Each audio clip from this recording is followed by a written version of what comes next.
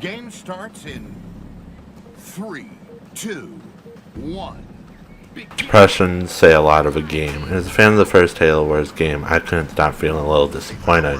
While the campaign cutscenes are the best thing I've ever seen, and Atriox seems to be one of the best Halo villains I've seen yet in the franchise, the game is plagued by some bad control design.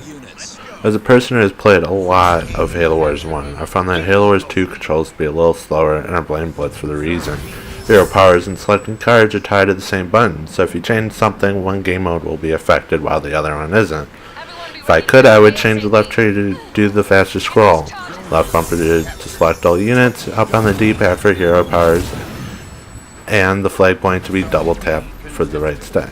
Then on top of that, using the right trigger to select specific units to our group is slower than it should be. As I hit the right trigger, it should have the unit selected, but there seems to be a small delay in the game that every second you waste means the unit can die in battle. I also found out if you start to remember where things are when selecting what to build and you start selecting things faster, I might not click the right thing because there isn't this like stickiness to the option wheel. So the slightest wrong move, I'd have totally different units built in or hero power. As for the small amount of skirmish or multiplayer I've played so far, it seems like all the maps and heroes are sort of similar, nothing too unique about them. So most likely a single strategy as the Banisher of the UNSC will work in everything. What made the Halo Wars 1 maps good was how unique they can be. Some had single reactors, supply stations, or random single building pads to be used to create different strategies.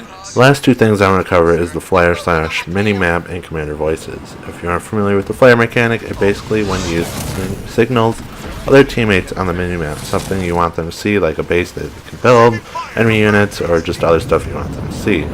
Now it's this tiny little thing on the mini-map that makes a very quiet sound. It needs to be something obvious and kind of loud to grab people's attention. Also, it's hard to tell who's attacking you and where they are attacking you based on the minimap. There really isn't any indication, just the constant talking to your commander. I don't need to know half the things the commander tells me, like if I'm being attacked or friendly is being attacked, the teammate upgrades tech. I'd rather hear what is going on in battle with a few updates from them. It might sound like I'm totally negative on Halo Wars 2, but other than those things I just mentioned, everything's to be running smooth and creating strategies and watching your army attacking the other is a lot of fun. But for my first impressions, that is it for now. Expect full review later this week. Make sure to subscribe to catch up on all things Four Guys with Quarters.